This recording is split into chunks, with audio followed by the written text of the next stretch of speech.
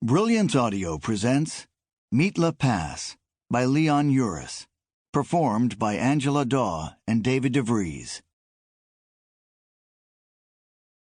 The Prime Minister's cottage, a remnant of the former German colony, sat unobtrusively in the midst of the outsized defense complex on the northern end of Tel Aviv. Midnight had come and gone. The stream of callers faded to a trickle, then halted. For the moment, David Ben-Gurion sat alone, his first opportunity all day for solitary contemplation.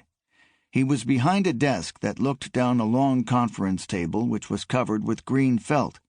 Dead cigarette butts spilled over their ashtrays. The fruit baskets held spoiling apple and pear cores, grape seeds, banana skins, and peach pits, their fruit devoured.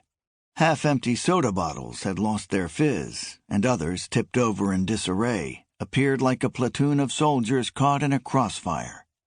The cleanup crew of soldiers, 2 young men and 2 young women wearing top security clearance badges, tiptoed in and attacked the mess. "Can I get you anything? Some tea?" one of the girls asked. Ben-Gurion shook his head. It was a great head that seemed even greater perched on his short, dumpling body. It was bald on top, with an angry white mane flaring out in every which direction. The cherub face remained deceptively peaceful.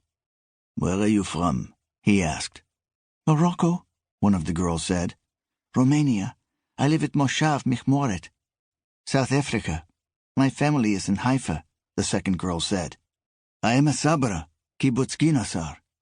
"Yigal Alon's kibbutz," Ben-Gurion said. "Yes," the soldier boy answered proudly.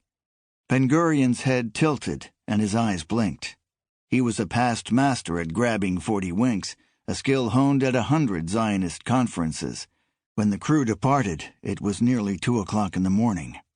The old man's eyes fluttered open and became fixed on a single-page document awaiting his signature, the approval of a plan, Operation Kadesh, that would commit his young nation to war. Only 8 years earlier, he had signed another document, a proud document that declared statehood. Would there even be a 9th birthday, or would it all end in horror, like a biblical siege with a final ghastly scene of a national massacre?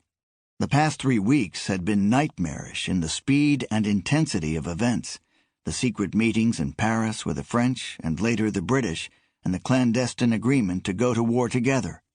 The return of Israeli soldiers who had been training in military academies and army specialty schools around the world, the call-up of reserves, the near-disastrous raid on Qalqiliyah to make the world believe that Jordan, not Egypt, was the enemy of record, French equipment arriving without spare parts, pressure from Eisenhower and the Americans mounting daily, dire threats from the Russians.